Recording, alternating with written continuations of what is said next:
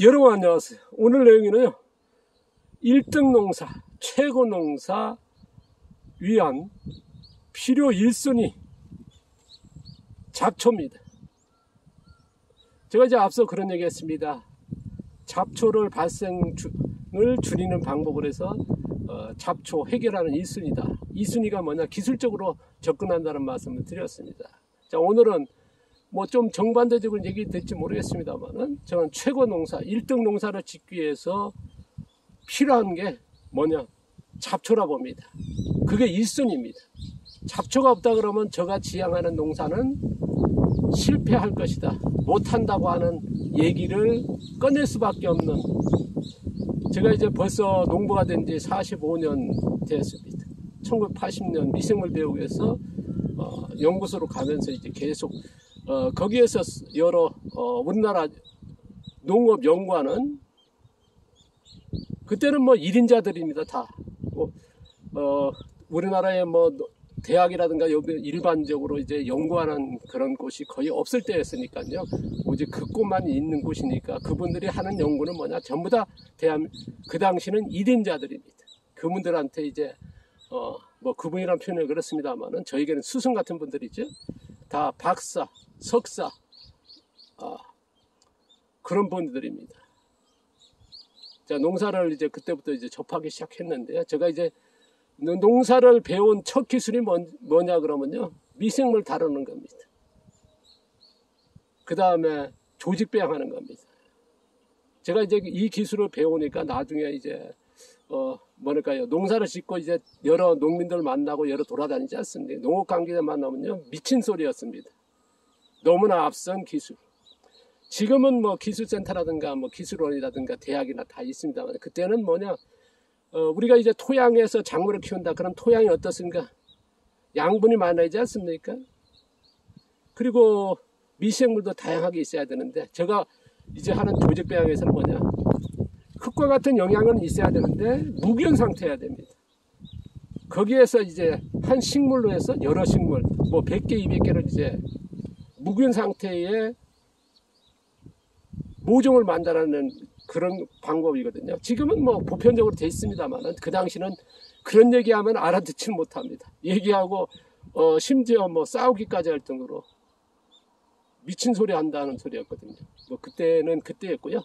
자, 오늘 얘기도 조금 뭐랄까요, 이상한 게 들릴지 모르겠습니다만, 어쨌든 저는 이제 농업을 이쪽으로 지향하면서 지금도 올해만에 13구역으로 나누고 지금 이렇게 농사가 전부 다 두둑이나 아니면 틀밭으로 만들어져 있습니다. 그건 뭐냐, 비교 실증하고 뭐냐, 거기에서 이게 확실한 기술을 찾아내기 위해서 이제 하는 방법인데요. 작년에 15구역, 여기 와가지고 전체는 9구역 나누는데 거기에서 또 구역으로 나누고 계속 비교 실증합니다. 자, 양배추만 해도 좋습니까? 보통 50일, 60일 만에 수확하는 봄 양배추, 그 다음에 겨울 제주도 양배추가 100일에서 120입니다. 저는 3배, 5배 오래 키우는 양배추 지금도 있습니다만은 지금 330일 넘어가죠. 제가 300일 수확하는 양배추 세계 최초, 세계 유일이죠. 이런 1등 농사라 보거든요. 뭐 다른 분들은 어떨지 모르겠습니다. 1년 인삼과 6년 인삼의 차이 마찬가지로 이런 방법에 저는 이제 1등 농사로 봅니다. 양배추가 어떻습니까? 슈퍼푸드로 생산한다. 슈퍼푸드라는데 슈퍼푸드 생산 못한다는 게 이미 나왔지 않습니까? 뭐 영양이 한 90%가 감소했으니까 그건 뭐냐, 100년 전에 비해서 영양이 90%가 결핍된, 저는 이제 그 영양을 담아내기 위해서 더 기존의 보다는 더 키워냅니다. 그게 이제 300일 양배추인데요. 이러한 1등 농사를 짓기 위해서 지향하는 것 중에서 제일 조건이 뭐냐, 토양 자연 환경 유지입니다. 얼마만큼 토양의 자연 환경 유지할 거냐.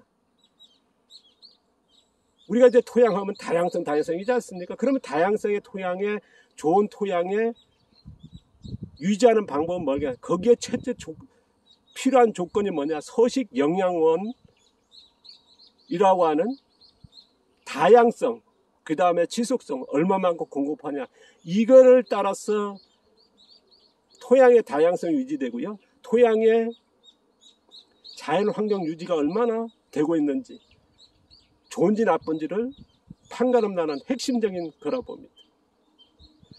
그 토양 자연 환경이 유지가 잘 되느냐 떨어졌느냐 높냐 그에 따라서 어떻습니까? 땅심이 달라지죠. 땅심이 뭐겠습니까? 작물을 키워내는 땅심이 좋다 나쁘다 하지 않습니까? 그게 영향이 끼치게 되고요. 병해충 발생에 영향이 끼치게 되고요. 잡초 발생이라도 농업의 모든 것을 연관성을 가지게 됩니다. 직접적인 제일 핵심적인 게라고 봅니다. 거기에 제일적으로 필요한 게 뭐냐? 저는 아까도 말씀드린 아마 새로운 용어들이고 요거는 제가 이제 앞서도 계속 얘기했습니다만은 자 미생물편에서 얘기했을 겁니다만은 미생물편에서 얘기했죠. 서식 영양원입니다. 이거를 얼마만큼 다양하게 얼마만큼 지속적으로 얼마만큼 많은 양을 공급하느냐 거기에 활용하는 게 뭐냐 바로 잡초입니다. 제가 지금도 이제 잡초가 자란 걸 보일 겁니다. 제가 1년에 한다 그러면 잡초 뭐 개수를 정확히 안 했습니다만 한 30가지 최대는 40가지 그 정도 돼갈 겁니다.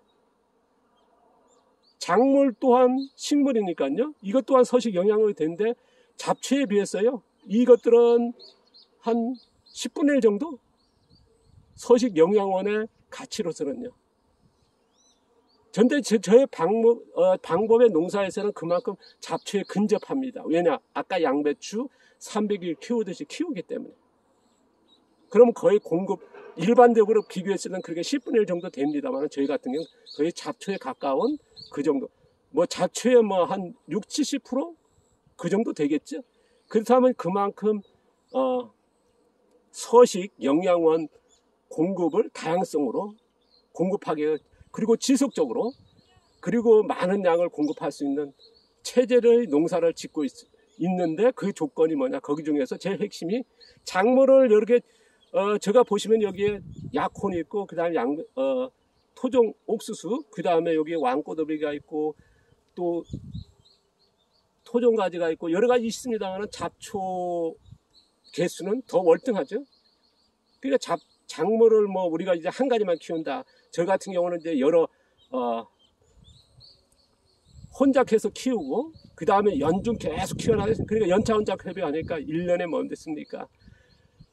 이런 식물을 최소한도 저는 이제 30에서 50까지는 공급된다고 보거든요. 그만큼 서식 영양원이라고 하는 그러니까 다양성이 되어 있는 거고요. 지속이 되는 거죠. 1년 내내 키우니까요. 제가 계속 공급하지 않습니까? 그리고 많은 양을 공급한다는 거. 계속 이렇게 공급하니까요. 다른 데는 뭐 잡초도 없고 작물 하나만 해가지고 수확 안 나고 뭐 한 번 재배한다가 2번 하지만은 저희 같은 경우 계속 하니까요. 그러니까 어느 농사를 짓는 어떤 농사를 방법으로 하시는 분에 비해서 저는 서식 영양원이라고 하는 이거를 다양하게 지속적으로 많이 공급하고 있습니다. 그래서 저는 이제 아까도 말씀드린 땅심, 병해충, 잡초 뭐 이런 것들을 다 농사 연관, 직접적 연관 있는 것들을 해결하는 제일 기본적으로 그래서 1등 농사에 최고 농사를 짓는데 절대 필요한 게 뭐냐? 바로 서식 영양원입니다. 현존의 농업에서는 이런 용어조차 없습니다. 그러니까 우리가 이제 토양이 좋아진다 미생물을 씁니다. 40년 썼습니다. 근데 왜 효과가 없을까요? 그건 뭐냐? 서식 영양원이라고 하는 이해를 못하고 있다는 거. 내가 땅심을 만들려고 얼마나 노력합니까? 근데 수많은 교육이 있습니다. 근데 왜 안 될까요? 그거는 뭐냐? 거기에 핵심은 서식 영양원이라고 하는 이거를 기본적으로 이해해야 되고 그거를 다룰 줄 알아야 됩니다. 첫 번째는 이론적으로 이해를 완벽하게 해야 됩니다. 그게 제가 말씀드리고 싶은 메시지입니다. 전제 그걸 기반으로 해서 농사 짓고 있습니다. 계속 비교 실증합니다. 제가 틀밭을 만들고 이렇게 두둑을 따로 하고 13구역 15 나눠서 하는 건 뭐냐? 바로 그런 결과물을 찾기 위해서. 전제 결과물을 정확하지 않으면 공개하는 게 제가 지향하는 제일 중요하다 봅니다. 그렇게 배웠습니다. 아까 미생물 배우러 가서 수많은 선생님, 석사, 박사, 우리나라 1인자이신 선생님한테 배우면서 제일 많이 드는 게 뭐냐? 바로 그분들이 연구하는 게 뭐냐? 확실한 데이터를 찾기 위해서, 결과를 찾기 위해서 하는 거 아니겠습니까? 거기에서 저는 농과 출신도 아닙니다. 그때가 20살, 1980년이었으니까요. 그게 저한테 연구관님들이, 박사님들이 저에게 가르친 거예요. 그렇기 때문에 지금도 그렇게 합니다. 그걸 원칙으로 했을 때 제가 현장에서 얻어진 결과물은 뭐냐? 바로 병해충, 땅심, 뭐 잡초 문제, 농업의 전체적인 해결하는데 거기에 기준이 뭐냐? 바로 토양 자연 자생력, 토양 자연 환경 유지라. 그걸 높아야 된다는 거. 거기에 핵심에 들어가는 게 뭐냐? 바로 서식 영양분입니다. 그걸 얼마만큼 다양하게 지속적으로 많이 공급하는 거예요. 그래서 이거는 대단히 중요하다 보고요. 저는 이제 그렇게 가고 있습니다. 어떤 분들은 뭐 농약으로 병해충 해결하고 땅심 비료로 해결하고 뭐 잡초는 농약이나 뭐 잡초 메토로 해결하는 방법으로 이제 그게 열광하고 있고, 현재 농업이 뭐 그렇게 얘기하는 말 잘하고 똑똑하신 분을 쫓아가고 있거든요. 지금 도시농이나 귀농이나 농업 전체 교육이 그렇습니다. 뭐 유튜브에도 보면 수많은 나오는데 미생물 얘기하는데 왜 서식 영양원이 이미지는 그 의미는 전혀 못 담아내고, 왜 40년에 미생물이 사용했는데 효과가 없을까? 저는 이제 거기에 빠졌다 봅니다. 농약은 농약으로 해결하지, 병해충은 뭐냐? 자연적인 해결 방법도 같이 병행해야 되는 거거든요. 근데 그걸 이해를 못하고 그건 없습니다. 그냥 농약을 해결하는 방법을 그게 열광하고, 그게 지금 뭐 비료도 마찬가지, 작물 키우는데 비료로 해결하려고 그러지 땅심을 높여야겠다, 토양 자연 환경 유지 높인다라고 하는 개념은 없습니다. 뭐 서식 영양원이라고 하는 그런 개념의 이론조차 없으니까요. 이게 안타까운 현실입니다만, 어쨌든 저는 이제 그걸 기반으로 하다 보니까 이제 잡초라고 하는, 근데 이제 잡초를 키웠을 때 그걸로 계속 공급한다, 많이 공급한다 하면 작물 수확이 안 되니까요. 저는 이제 작물 수확을 뭐 일반 농사에 비해서 두세 배 올리면서도 그 잡초를 활용하는 방법으로 가고 있습니다. 그래서 1등 농사, 최고의 농사 짓는 데는 어쨌든 잡초는 뭐냐? 거기에 제일 필요한 1조건인 토양 자생, 토양 자연 환경 유지하는, 거기에 핵심은 뭐다? 서식 영양원이라고 하는 그겁니다. 바로 그거는 뭐냐 찾아보니까 잡초더라는 거.